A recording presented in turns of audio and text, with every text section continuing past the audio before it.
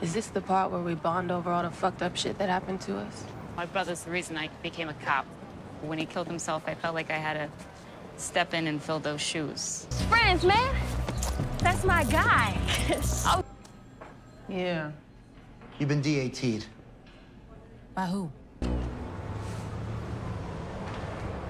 Look, maybe you have helped me out with some shit, and I do owe you one. So let me help you right here. Your own people coming for you. Watch your back, detective. I don't know what that means. Maybe you got a target on you, like all the rest of us out in these streets. And that's all I can say.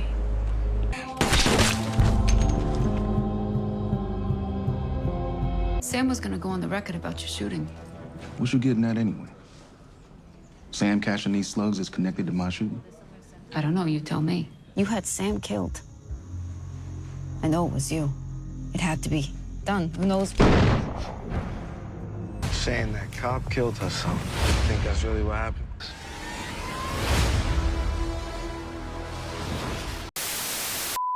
Welcome back, Top Notch Gang. 2 videos recording in one day. I'm on my shit. As y'all can see in this video, we're diving into the theory of Jukebox getting revenge on Detective Howard for killing Officer Burke. I do want to say I dropped a video of my death predictions and Officer Burke was in it. I knew she was gonna die this season, but I was partially wrong. I thought it would have been Jukebox who took her out based off their relationship, everything that happened the past 2 seasons. But with Howard doing it, I think this offers up another opportunity for Jukebox to get her first kill. And I promise you, it's gonna make a lot more sense than my other theory. We're gonna go ahead and dive everything that led up to the moment of Howard killing Burke and how I see it playing out going further. Because I feel like we get a lot of clues, hints, and details between the conversations of all these characters. And I also believe that the death of Officer Burke will affect Jukebox the worst out of every character in the story. Obviously, she was the closest to her, helped her out with Nicole, helped her get out of jail. So they kind of had a sort of bond, even if they didn't see eye to eye. And we all want to figure out how Jukebox went from this to this, and to do that we got to look at her backstory, how it's going, all the losses she's taken, and Officer Burke is definitely gonna be another toll or another loss on her journey to being a cop. So let's go ahead and dive right into it. As usual, you guys leave a like, comment, subscribe, and let me know what else you want to see. I'm knocking videos out, so if you got any recommendations, you can put them down below in the comments. But let's jump into how Jukebox get revenge on Detective Howard, the whole theory. I'm going to point it out beginning, middle, and end, how it makes sense, connect all the dots. So let's get right into it. Now, I think we all are in agreement that Juke has took the most losses so far in the entirety of raising Kanan. Of course, with Nicole dying, her girlfriend, that was probably the closest person to her besides Kanan.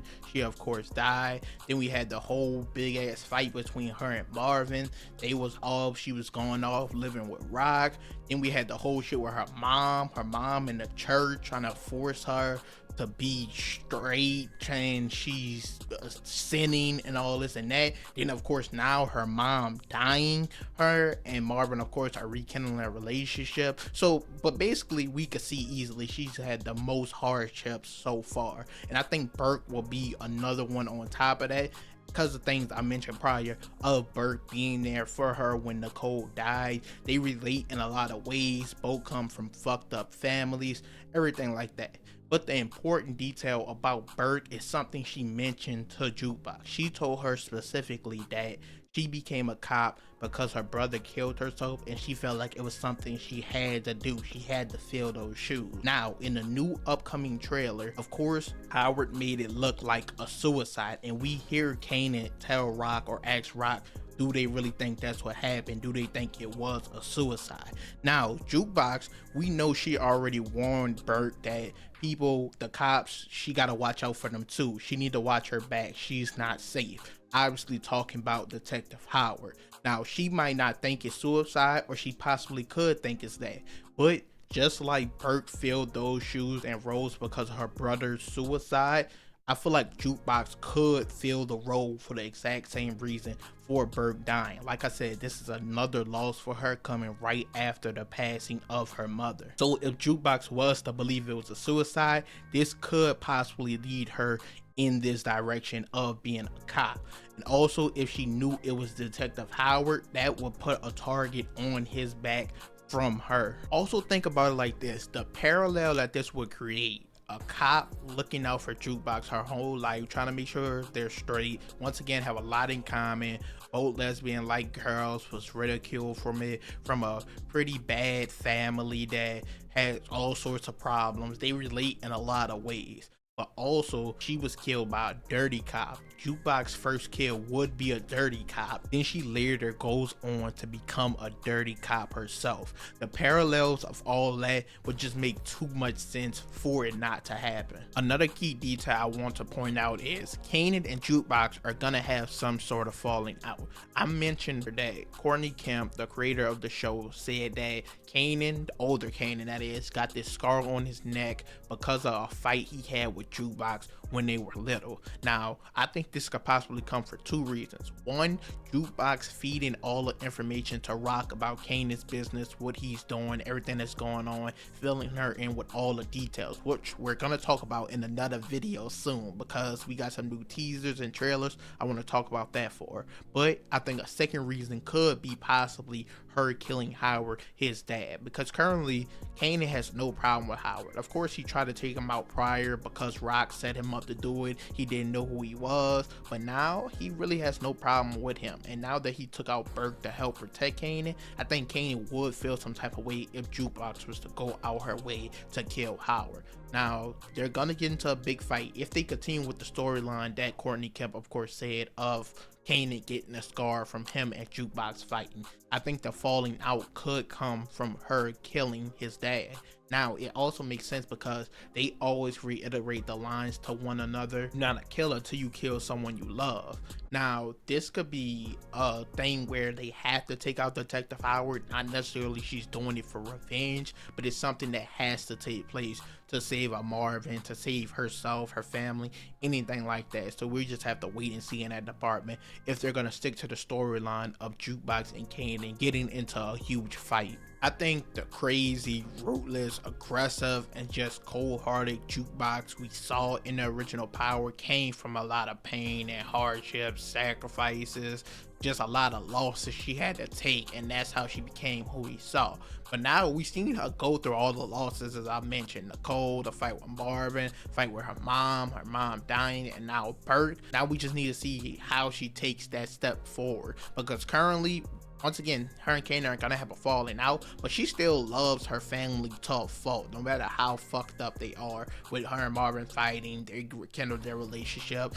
Her and Kanan close as fuck, almost like siblings, brother and sister rather than cousins, but giving up information on him to Rock to kind of protect him, but obviously that's something Kanan wouldn't want her to do. So she's loyal to her family to a fault, and we gotta see at what point is that finally gonna change. And I think it comes with the killing of Detective Howard. Another reason I think this makes sense, because when we're introduced to Jukebox in the original Power, she changed her last name, and also she wasn't in New York anymore. She was living in Washington, D.C., I believe.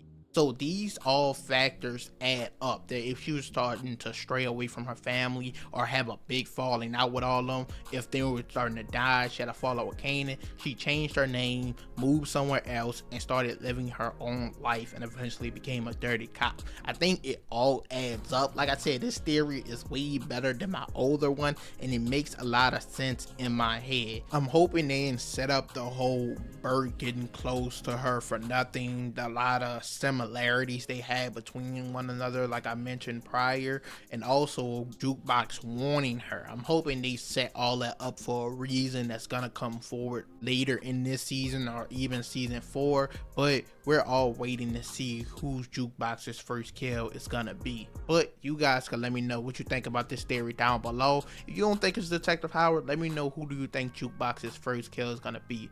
Overall, that's it for this video. I think the parallels of all this taking place, of her first kill being a dirty cop and her becoming a dirty cop. It's just so cool and something that they shouldn't pass up on, because Power does a nice job at hinting at these parallels of the cycle repeating themselves, and I think this would be a perfect way to do it. But you guys let me know your thoughts and opinions down below. As usual, leave a like, comment, subscribe, and I'm out.